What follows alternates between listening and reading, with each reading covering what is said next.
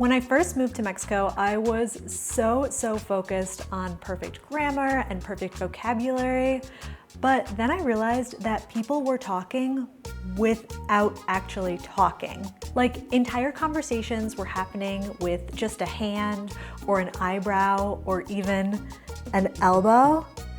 And once I realized this, it was like I had cracked a secret code for connection, which is why in today's video, I'm sharing 11 gestures that will make you feel at home faster in Mexico, no speaking required. Don't worry, you're not starting from zero. I'm guessing that you already know the meaning behind some frequently used hand gestures like to eat, to drink, crazy, calm down. We're going to dive into some lesser known Mexico-specific hand gestures, one of which I love so much that it's actually tattooed on my body. When I first moved to Mexico and started to see the thank you hand out and about in the wild, it kind of threw me for a loop because some people, especially older gentlemen, will do more of an aggressive thank you hand. And if you're from the US, you're probably thinking, okay, that looks a little like someone giving you the finger. And that's totally what I thought for the longest time. But the thank you hand, just like this, is perfect for when you want to thank someone, but they might not necessarily be able to hear you. So think you're a pedestrian crossing in front of a car, you want to thank the driver for not running you over, or maybe you're two drivers in traffic, somebody lets you in. This is a really great hand gesture to know, and if you're a little nervous about using it yourself, then I recommend pairing the hand with a little nod. So thank you. This one is perfect for telling someone to hang on for just a second, maybe so you can finish up a conversation or whatever it is that you are doing. It's a lot less rude than putting up a finger, like the wait a moment finger. That is so intense. Your two fingers pinched together like this indicates just a moment. Just a moment, please. As with any of the hand gestures that I'm going to share with you in this video, I recommend that you test them out in situations where you feel comfortable, maybe with friends, maybe with a language tutor, to ensure that you are getting the context right. I would hate for you to do the just a moment fingers to somebody really important and have them take offense. It's not likely that they would take offense because you're a foreigner, you're trying to get accustomed to these different cultural aspects in Mexico. It's great that you are trying, but just in case, I highly recommend trying out any of these gestures in a context, in a situation with people that know you and know your intentions are good. This next one is a bonus. It doesn't count towards our 11 hand gestures, but I wanted to make a note here. In Mexico, it's kind of rude to point with your finger. It's much more common to point with your nose, to indicate something with your lips, or even use your eyebrows. I really got used to using my nose and lips to point to things to indicate what I wanted when I was shopping at the Mercado La Cruz in Querétaro. I mentioned in the intro that you can have a whole conversation about someone simply using your elbow, and touching your elbow like this, it means stingy or cheap in Spanish. Codo, which is the word for elbow in Spanish, is slang for cheap. So touching it, maybe someone is, I don't know, they've got cobwebs in their wallet. My dad used to say a creaky wallet, when you would open it, that person is codo. And instead of saying codo, you can simply touch your elbow when talking about someone.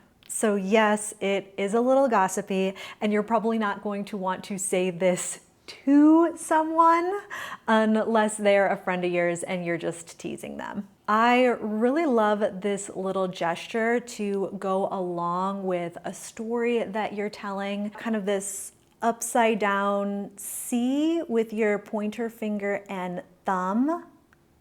This means expensive or a lot of money. Maybe a really expensive dinner that you treated somebody to, you're describing the restaurants, and without getting into all the details of the bill, you can just make this little gesture and people will know what you're talking about. You can use this gesture to describe a lot of places in Mexico, a lot of places in Guadalajara.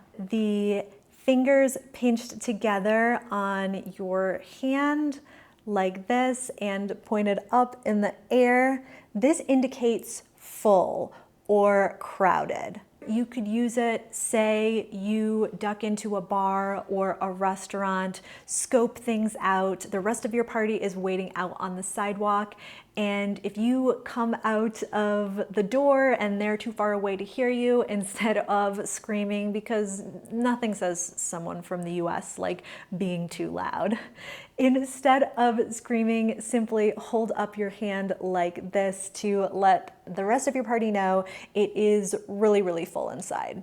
Of all these gestures, I think this is one of the easiest to remember.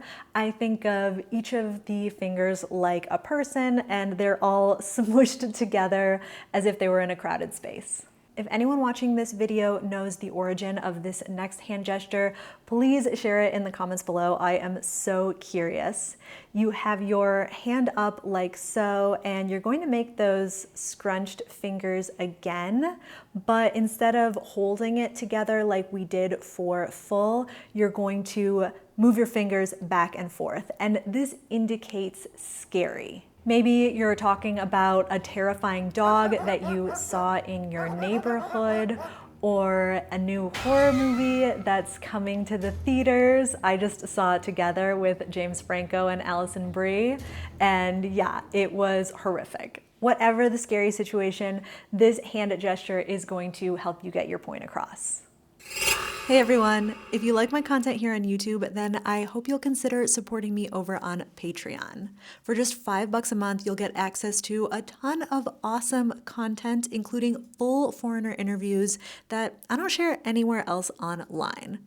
Recently, I sat down for a chat with Deborah, who told me all about where she's living in Mexico for, get this, less than $1,000 per month. Special shout out to Mexico insiders Anna, Jill, and Ryan. You are all amazing.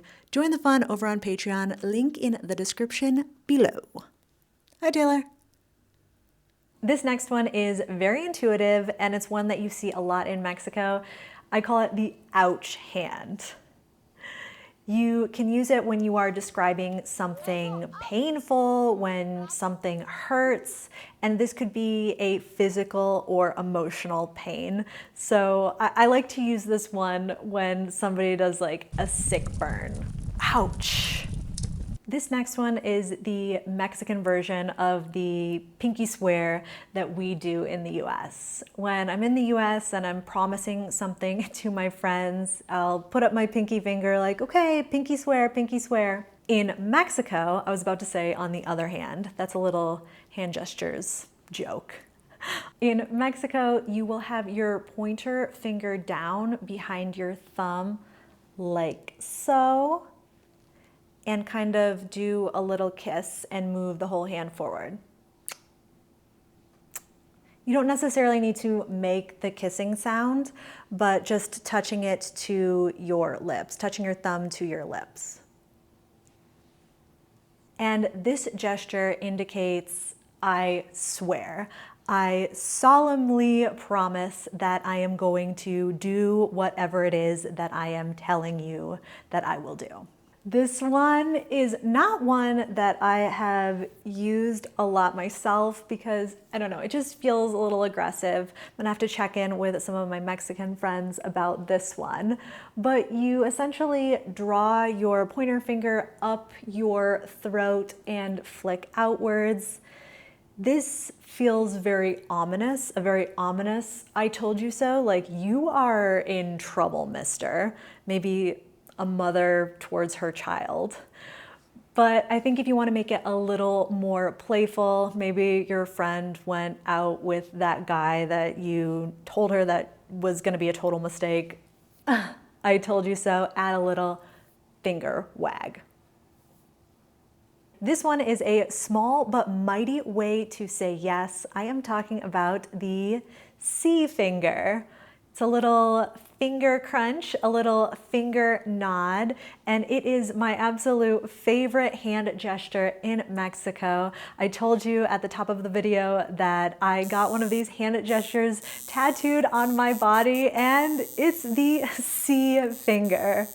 This is my absolute favorite Mexican hand gesture, and I use it all of the time. Even when I'm back in the US, I do it. And how I got started using it, those original occasions, and probably the times that I still use it the most, is when I'm out with friends and we're at a restaurant, people are eating, and I'm engaged in the conversation, but maybe my mouth is full, I can't talk. But if I want to indicate that I agree with something, I will just put up the C finger. If you liked this video, then I think you are also going to enjoy my video about my most used Spanish phrases living here in Mexico. I will put that up on the screen now, and I would love to know what hand gestures from today's video you had already known, which ones you're excited to try out yourself. Let me know in the comments below. I'm Alex from backpackingbrunette.com. Thanks for watching.